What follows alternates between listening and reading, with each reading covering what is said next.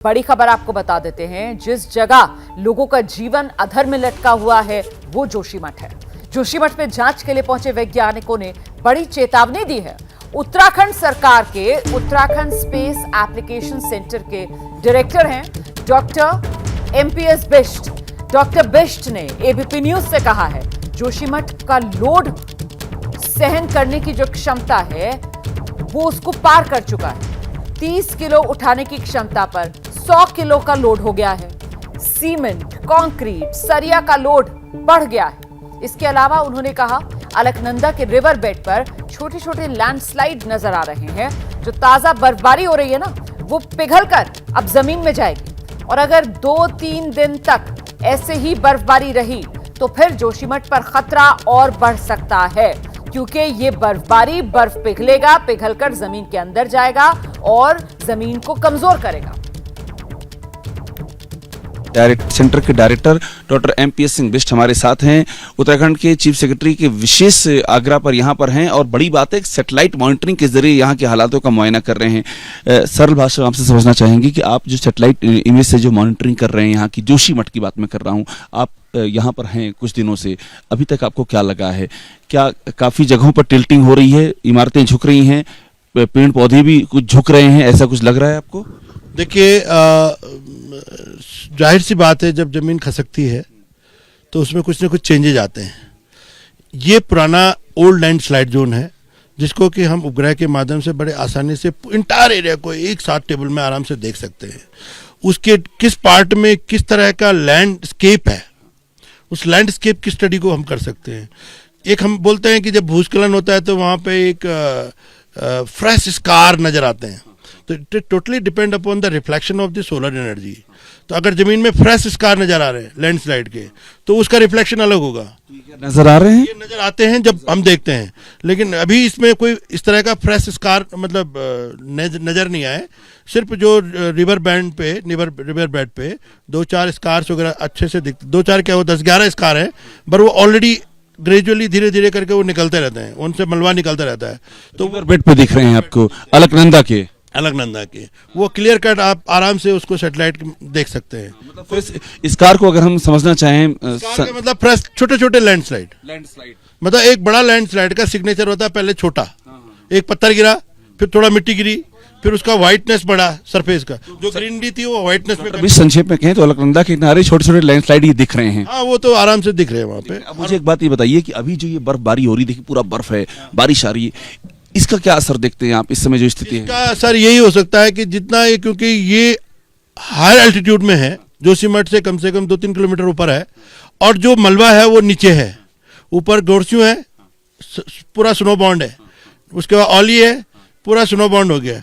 इधर हम खड़े हैं, ये भी पूरा स्नो कवर हो गया, फ्रेश स्नो है, लेकिन ये थोड़ी देर बाद मेल्ट होगी। जैसे सनशाइन होगा तो मेल्ट होगा, तो अल्टीमेटली कहाँ जाएगा पानी? अंदर जाएगा ना, परकुलेट होगा, इस सॉइल के नीचे जाएगा, जो सॉइल ऑलरेडी 1800 साल 1200 साल पहले यहाँ पे जमा हुई थी। उस सॉइल को जो है नीचे से एक लुब्रिकेंट का काम करेगी वो, है ना। तो ये तो प्रकृति के नियम है। ये अभी आज के हालातों में जो स्नोफॉल यहाँ ओली में हो रही है, नीचे जोशीमठ है, इसका क्या असर पड़ेगा अभी के हालातों में? अभी जो हमारा पानी, मुझे ऐसा लगता है कि जो पानी कम होता जा रहा था नीचे, अगर ये यही कंडीशन रही 2-3 दिन तक तो इसका डिस्चार्ज बढ़ेगा। अभी तो डिस्चार्ज कम हो रहा है। इमारतों पर क्या असर पड़ेगा? स्वाभाविक है, जब नीचे से मिट्टी से खसक रही है तो इमारतों में तो उसके जॉइंट और फ्रैक्चर्स बढ़ेंगे उसके। हाँ। ये जो हुआ है, अब मुझे बात और आप समझाइए कि अभी ये जो जिस तरह से भवनों को आइडेंटिफाई कर रहे हैं उनकी संख्या बढ़ रही है, फ्रैक्चर वाले भवनों की, ये क्यों हो रहा है? क्या ये और भी होगा? नहीं, फ्रैक्चर वालों की संख्या बढ़ नहीं रही है, जितनी थी उतनी ही है। क्योंकि कल जब हमारे सेक्रेटरी साहब जो है ने ये प्रेस कॉन्फ्रेंस करी थी, उसमें ये सूचना दी सारे प्रेस मीडिया को कि जितने भी फ्रैक्चर्स थे इतने थे और हमने फाइनली इतने लोगों को लोकेट कर दिया है। और वो क्रैक तो बढ़ रहे हैं ना, जो क्रैक हुए थे? नहीं, क्रैक की दो चीजों में, संख्या में या उसके डायमेंशन में। डायमेंशन की बात, डायमेंशन में क्रैक अभी नहीं बढ़ रहे, अभी नहीं बढ़ रहे, वो जितने थे उतने ही है। जमीन की क्या स्थिति है? यहाँ के लोग ये कहते हैं कि जोशीमठ, ये चर्चा इसलिए आपसे पूछ रहा हूँ, और जनता बड़ा कंसर्न है कि जोशीमठ डूब जाएगा। जिस तरह से जमीन, चूंकि मलबे पर बना हुआ, आपने खुद ये कहा मलबे बना हुआ, तो जिस तरह से यहाँ पर पानी का ड्रेनेज सिस्टम नहीं है, पानी अंदर जा रहा है, कटाव हो रहा है, लैंडस्लाइड हो रहा है, तो ये डूब जाएगा लोग कह रहे हैं। देखिए, मेरा अपना ये मानना है कि हमारे जो हिमालयन क्षेत्र में जितने भी स्लोप में बसे हुए गांव हैं, चाहे गांव कहें, कस्बा कहें, शहर कहें, ये किसी हार्ड बेड रॉक पे नहीं है। और मुझे अच्छी तरह से याद है कि जो हमारे पूर्वजों ने गांव बसाए ना, वो मलबे में नहीं बसाए थे, उन्होंने हार्ड रॉक पे अपने आप को स्टेबल किया था और मलबा वाली जगह को खेती में कन्वर्ट किया था। ये तो मलबे बसा हुआ ना जोशीमठ। चक्कर क्या है ना, देखिए यहाँ जब मैं 1975 में आया था, छोटा था, तब इतना बड़ा ये सब स्ट्रक्चर नहीं था। यहाँ चंद घर थे और बड़े लिमिटेड थे, और यहीं का जो मलबा था, मिट्टी थी, उसी से उन्होंने बनाए थे।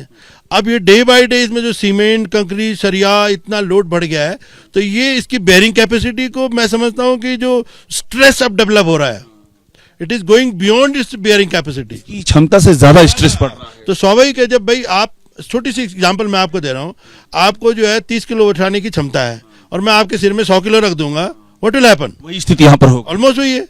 तो हर रॉक की, हर सॉइल की एक क्षमता होती है, बेयरिंग कैपेसिटी हम बोलते हैं, उसकी हमको टेस्ट करते हैं। इसीलिए हम जोशीमठ अपनी सहन करने की क्षमता को पार कर चुका है। इस पे जितना लोड, इसका जो लोड पड़ रहा है इस पर, दो बातें हैं, एक तो बढ़ता जा रहा है, दूसरा नेचुरल जो फेनोमेना है ये वाटर का, वो उसको एक्सेलरेट कर रहा है।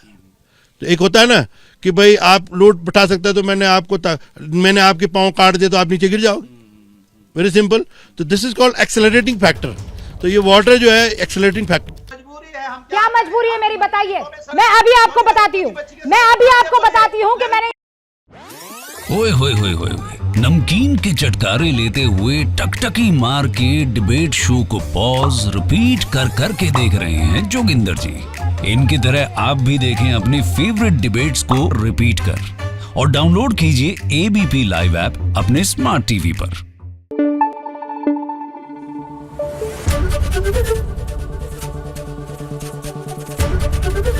एबीपी न्यूज आपको रखे आगे।